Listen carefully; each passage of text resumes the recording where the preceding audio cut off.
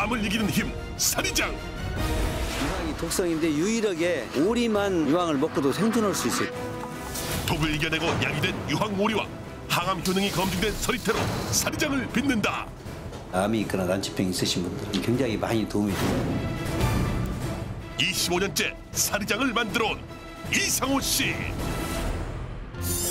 예로부터 주부의 손맛은 장독에서 결정된다는 말이 있다. 그런데 이곳의 장독엔 음식 맛을 내는 장이 아니라 약이 숨어 있다. 한 20년 전부터 이렇게 쭉 담아온 사리장입니다. 사리 간장 된장. 제작진을 안내는 주인장. 이름도 생소한 사리 간장이 드디어 그 실체를 드러내는데, 간장이라 하기엔 색과 농도가 너무 짙은 데다 가장자리에는 결정까지 맺혀 있다. 이게 간장이에요? 네, 이게 지금 오래 묵으니까 계속 쫄아서 이렇게 된 거예요. 20년 정도 되니까 이 간장이 모양 아주 진한 이렇게 조청 정도로 이렇게 굳어 있어요. 그 옆에 보시면은 염석이라고 그래서 오랫동안 이렇게 누적되면서 옆에 이렇게 소금도 이렇게 맺히게 되고. 이번엔 사리 된장의 차례. 간장과 마찬가지로 일반 된장에 비해 색깔이 짙은 편이다. 신비롭기까지 한 이 검은 빛은 도대체 어디에서 온 걸까? 된장하고 또 우리 유황오리라든가 약재가 들어가서 일반 된장보다는 더 검겠지만은 세월이 흐르면서 더 이렇게 새카매집니다. 유달리 검은색을 띠는 건 장을 담글 때 사용한 유황오리 때문이란 설명. 그렇다면 맛은 어떨까? 이건 일반 된장보다는 더 쓰면서 더 깊은 맛을 지니게 돼요. 그래서 인체에 유익한 생분이 뭐 1, 2년 된 된장보다는 한 20, 30배로 늘어나요, 이게. 사리장은 한의학자였던 인산 김일훈 선생이 고안한 것으로 유황오리와 한약재로 담근 된장과 간장을 아우르는 말이다. 사리장을 만들기 위한 첫 번째 단계를 보여주겠다는 이상호 씨. 소리부터 심상찮은 이곳에선 수백 마리의 오리가 떼를 지어 논일고 있다. 사리장을 찾아온 제작진에게 이 오리들을 보여주는 이유는 대체 무엇일까? 여기는 그 사리장에 그 담는데 아주 중요한 재료 중에 하나인 유황오리를 기르는 곳이에요. 여기 보이는 오리들은 새끼 때부터 유황을 먹고 자랐다고 하는데, 여기 오리가 몇 마리나 있는 거예요? 한 200마리 정도 돼요. 오리를 이런 그 유황이라든가 약초달인물을 먹여서 최소한 1년 이상 길러야 이게 약성이 나요. 독성이 있는 유황만 먹인다면 오리들이 견뎌내질 못한다. 입맛에 맞는 일반 사료를 준비한 뒤 적정한 비율로 유황과 섞어주는데, 이때 법제하잖아 독성이 강한 생유황을 이용한다. 이게 바로 유황이에요. 이게. 그런데 채를 이용해 유황을 곱게 내리기 시작한다. 이게 유황이 그냥 이렇게 주면은 이 덩어리를 먹게 되면 오리가 힘들어요. 그래서 이렇게 가루로 반드시 빻아서 해줘야 돼요. 유황은 화공약품상에서만 판매되는 위험한 독성 물질.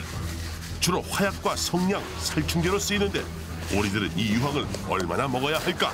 유황을 많이 먹이면 먹일수록 좋은데 유황을 많이 먹게 되면은 오리가 또 견뎌내들 못해요. 힘들어서 그 똥을 싸면 피똥을 쌉니다. 유황을 많이 먹이면. 그래서 저희는 보통 한 하루에 한 3g 정도? 한 마리당? 네, 한 마리당 3g 정도.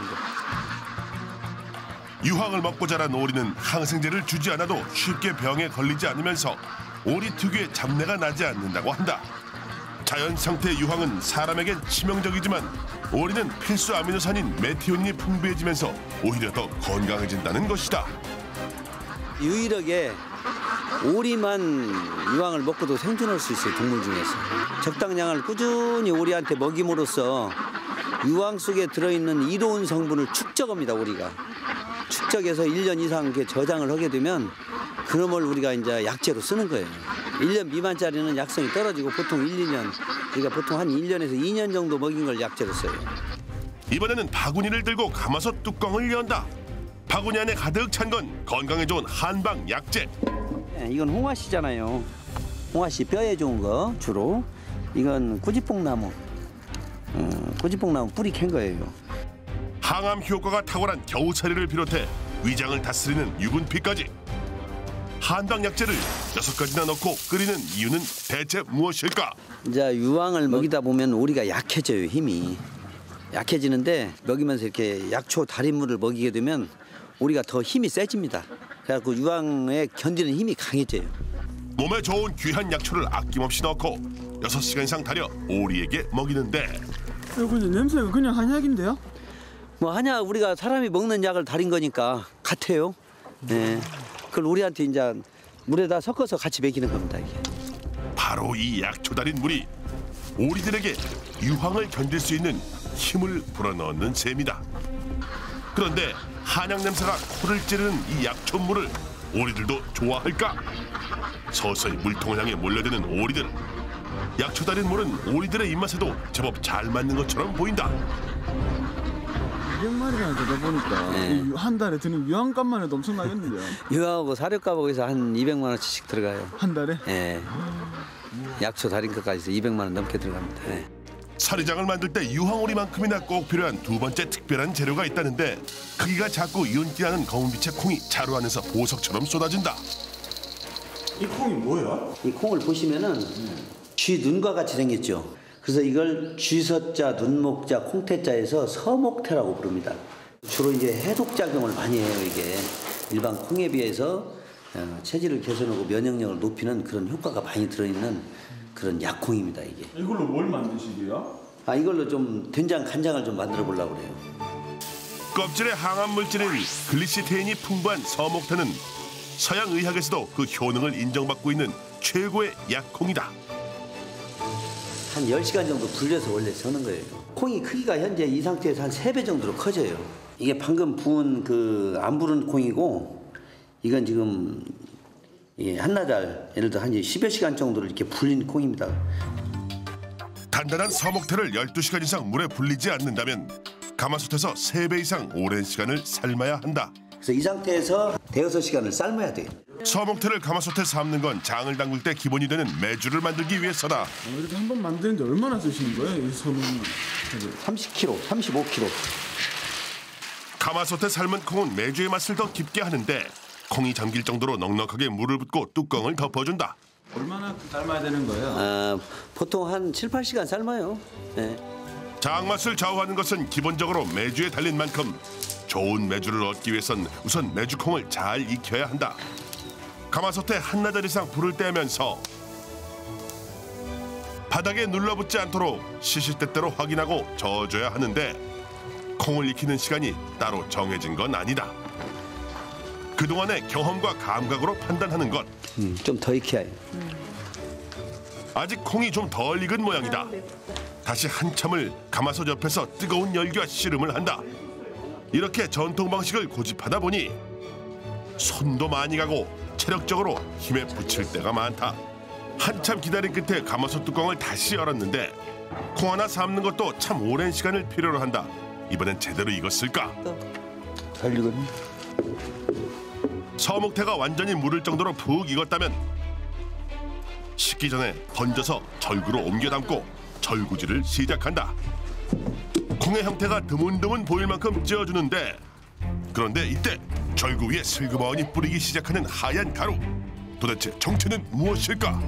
우리가 술 만들 때 쓰는 누룩 아시죠? 네. 누룩을 이렇게 밀가루 같이 빻아가지고 이게 조금씩 섞어주면은 메주가 발효될 때 아주 일정하게 발효가 잘 됩니다. 차지게 치대면서 네모난 모양으로 메주를 빚기 시작한다. 그런데 메주 크기가 좀 이상하다. 메주 크기가 우리가 아는 메주보다 좀 작은 것 같아요, 그렇죠? 메주를 크게 하면요 건조시키는데 시간도 오래 걸리고 그래서 작게 할수록 발효도 빨리 되면서 건조도 빨리 된다. 작은 크기로 빚는 건 발효를 쉽게 하고 빨리 마르게 하기 위해서다. 서목태를 사용해서 색깔도 일반 메주보다 훨씬 거무스름해 보이는데 그런데 이때 메주를 빚다 말고 어디론가 가는 남자. 방 안으로 들어간 그의 손엔 볏짚이 하나름 들려있다. 그리고 바닥에 골고루 펴기 시작하는데 이 볏짚으로 무엇을 하려는 걸까? 또 집 자체가 콩을 발효시키는 그런 균도 같이 보유하고 있어요. 또 이렇게 환풍도 되고 바실러스 균 자체가 집에 들어있잖아요. 볏짚 마디 부분에 사는 미생물이 메주의 발효를 돕고 발효 중 생기는 암모니아 냄새도 없애주는 효과까지 있다. 장 만드는 게 보통 일이 아니에요. 정성이죠 이게. 좋은 약홍으로 정성껏 빚은 메주. 볏짚 위에서 하룻밤을 지내면 물기가 쏙 빠지면서 바싹 마르기 시작하는데 검은 빛깔도 훨씬 짙어졌다. 처음 빚었을 당시와 비교하니 육안으로 봐도 뚜렷한 변화가 보인다. 이 안에가 벌써 메주 뜨는 냄새가 상당히 강하게 나잖아요. 아주 잘 뜨고 있는 거예요 이게. 바싹 마른 메주를 뒤집어주면 뒷면에서 하얀 곰팡이가 올라온 걸 확인할 수 있는데 발효가 잘 됐다는 증거란다. 메주를 확인한 다음 이번에는 산으로 향한다. 무엇을 찾는 걸까? 산야초 그 발효 효소 만들 재료 좀 찾으러 왔습니다. 발효액을 만들기 위해 산야초를 찾아 온 산을 뒤지기 시작하는데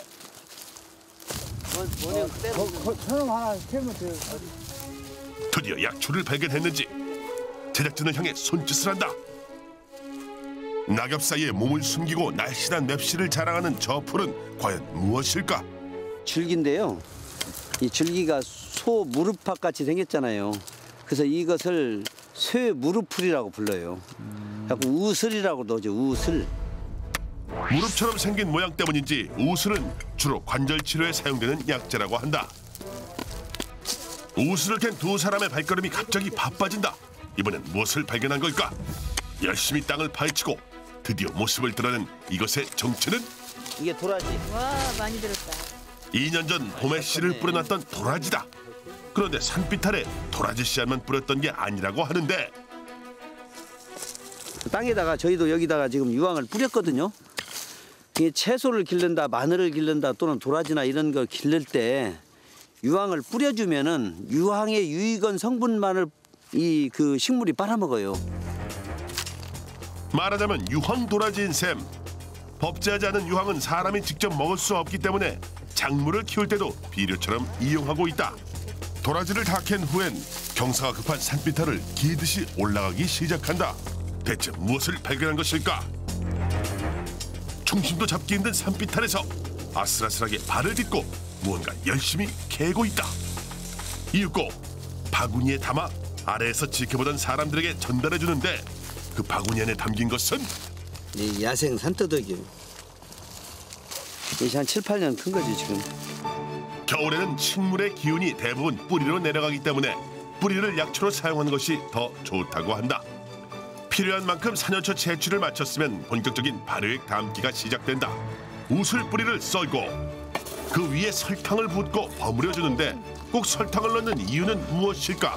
발효하면서 그 균이 먹는 먹이가 설탕이 먹이가 되는 거예요. 그러면서 그 약재 속의 약성을 끌어내요. 유황오리는 물론 메주에 산야초 발효액까지 모두 직접 키우고 채취한 재료를 사용하다 보니 사리장을 만들 때 손이 여간 많이 가는 것이 아니다. 결혼하시기 전에는 사리장이란 말 들어보셨어요? 전혀 못 들어봤죠. 못 처음에 들어. 이렇게 하자 했을 때 어땠어요? 근데 이제 조금 꺼리끔하다가 왜냐면 오리가 들어가니까 기름이 뜨잖아요. 근데 약재는 그래도 괜찮은데 근데 담아서 먹어보니까 맛이 너무 좋더라고요. 유황오리를 비롯해 사리장을 담는 데 필요한 재료들이 한데 모였다. 사리장을 만들 때 들어가는 한약재의 종류는 모두 7가지. 이 약재들의 공통점은 모두 항암 효과가 뛰어나다는 것이다. 여기에 해독력이 탁월해 염증을 제거하고 피를 맑게 하는 데 도움을 준다는 것 역시 7가지 한약재들의 공통적인 특징이다. 사리장이 들어가는 7가지 약초는 틈이 날 때마다 직접 산에 올라 채취하고 밭에서 가꾼 것들. 정성껏 키운 유황오리를 한약재가 든 가마솥에 넣으면 모든 준비가 끝난다. 오리 한 마리에 약재 양을 얼마나 넣어야 되는 거예요? 오리 이렇게 2마리 넣으면은 약재를 한 서근씩 넣습니다. 평균적으로. 이놈 달이면은 이 동이로 한 동이 그 담을 양이 나와요. 물로.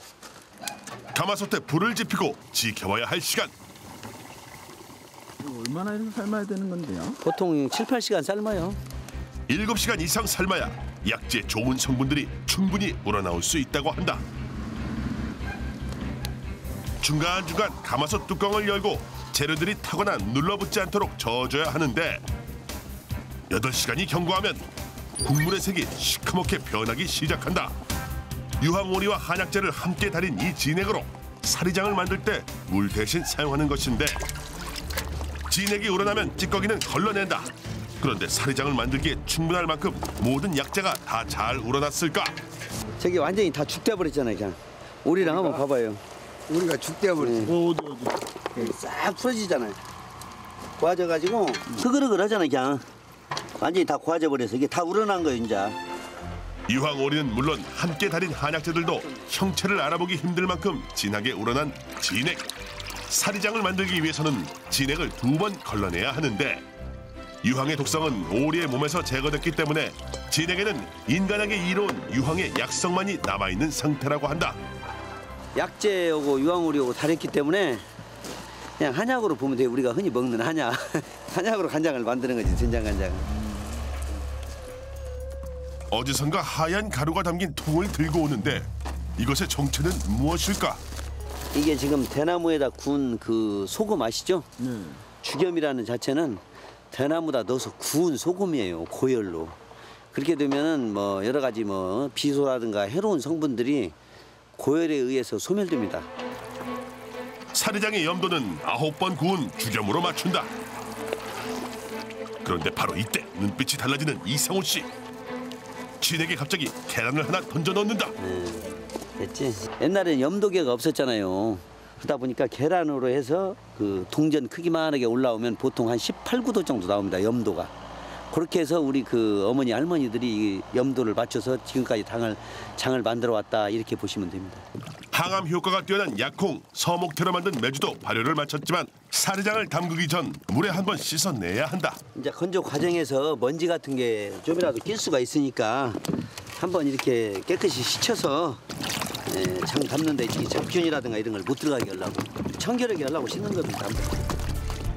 약으로 쓰이는 만큼 사리장을 담글 때 무엇보다 중요한 게 바로 청결과 위생이다. 콩은 그냥 먹으면 소화 흡수율이 65%에 불과하지만 발효를 시키면 흡수율이 98%로 껑충 뛴다. 죽염으로 염도를 맞춘 유황오리 진액을 서목태 메주가 차곡차곡 쌓여있는 장독에 조심스럽게 붓기 시작한다. 사리장의 경우 유황오리와 한약재가 들어가기 때문에 염도가 너무 낮으면 발효 과정에서 부패가 일어날 수 있어 각별히 신경 써야 한다. 그런데 담그던 사리장을 뒤로하고 어디론가 향하는 사람들. 열쇠로 굳게 잠겨있던 이곳은 사리장을 더 건강하게 만들어줄 특별한 비법이 담긴 곳이라는데 암 환자라든가 난치병 환자들이 쓰기 때문에 100여 가지 이상의 산야초를 이용합니다. 그래가지고 보통 한 4, 5년 이상 숙성을 시켜서 사리장 만들 때 이걸 넣습니다. 암 환자들이 많이 찾는 만큼 가능하면 항암 효과가 뛰어난 산야초로 발효액을 만들고 있다. 3개월을 숙성시켜 걸러낸 발효액은 이곳에서 오랜 세월을 보내게 되는데 그렇다면 지금 보는 이 발효액은 얼마나 됐을까? 이거 지금 5년째 된 겁니다. 사리장의 재료가 되기 위해 인고의 시간을 이곳에서 보낸 것이다. 이렇게 5년 이상 숙성시킨 발효액에선 어떤 맛이 날까? 이거 한번 이렇게 찍어서 이렇게 먹어보면 여러 가지 이렇게 산과 들어있는 그 재료들이 이렇게 산야초가 섞여 있기 때문에 맛이 상당히 깊은 맛을 내죠. 딱 뭐라고 이렇게 뭐 한 가지 감식초 아니까 예를 들어 감 발효액 하면은 감 향이 나는데 이건 한 가지로는 어떻게 뭐라고 표현할 수 없는 그 여러 가지 그 오묘한 맛을 느낍니다 이게. 산야초 발효액은 사리장의 마지막 재료. 5년 동안 숙성시킨 산야초 발효액을 마지막 한 방울까지 아낌없이 부어주면 드디어 사리장이 될 준비를 마친다. 완전한 사리장으로 만들어지려면 시간이 얼마나 더 필요할까? 여기서 보통 한 3, 4개월 정도를 1차 발효를 시킨 다음에 간장과 된장을 분리를 해요. 분리를 해서 한 1년 정도 이렇게 지난 다음부터 보통 먹기 시작합니다. 1차 발효가 끝난 사리장의 장독을 열어보기로 했다. 가장 놀라운 변화는 메주. 단단하고 말랐던 것들이 손만 닿아도 이렇게 부스러지고 만다. 3개월의 시간이 흐르면 유황오리 진액은 간장으로 변하고 발효된 메주는 된장이 되는 것이다. 숙성되면서 간장을 머금었잖아. 아까는 땅땅이 마른 거고. 그래서 잘 부서져요 이게. 발효에게 좋은 성분이나 오리 다리물에 좋은 성분이 메주 요 안에 그렇죠. 들어갑니다. 간장, 된장에 다 같이 합성되면서 완숙이 됐다고 봐야지. 완전 숙성이 됐다. 이렇게 완성된 사리장이 약성을 제대로 내기 위해선 적어도 1년 이상을 기다려줘야 한다. 항암에 탁월한 서목태와 해독작용이 뛰어난 유황오리가 만나 오랜 발효와 숙성을 마쳐야 비로소 사리장이 완성되는 것이다. 사리장의 효능을 극대화하려면 빈속에 먹는 것이 더 좋다고 한다. 하지만 짠맛이 부담스러울 땐 과일을 이용하는 방법도 있다. 비타민C가 풍부한 제철 과일을 믹서에 넣고 사리 된장을 넣어 만드는 된장 주스. 밥을 먹기 전 가볍게 마실 수 있는 건강 음료라고 한다. 된장을 먹을 기회가 별로 없잖아요. 그러니까 모든 데 조금씩 넣어 먹으려고 노력을 해요. 건강에 좋은 사리장을 조금이라도 더 자주 먹기 위해 아이디어를 냈다는데 과일의 상큼한 맛과 향 때문에 거부감 없이 마실 수 있다. 사리된장으로 만든 건강 주스. 이렇게 조리하지 않고 생된장을 먹는 것이 건강에는 더 이롭다고 한다. 된장을 끓여서도 먹을 수 있지만 생된장을 먹는다는 것은 균 자체를 그대로 내 몸에 먹는 거예요. 끓여도 몸에 좋아요. 좋은데 생된장은 더 효과가 있다. 균 살아있는 균을 먹으니까. 독을 먹고 자란 유황오리와 항암 효과가 뛰어난 약콩, 서목태가 만나 탄생한 사리장. 치명적인 독을 이용해 만들어낸 건강에 이로운 약 음식이다.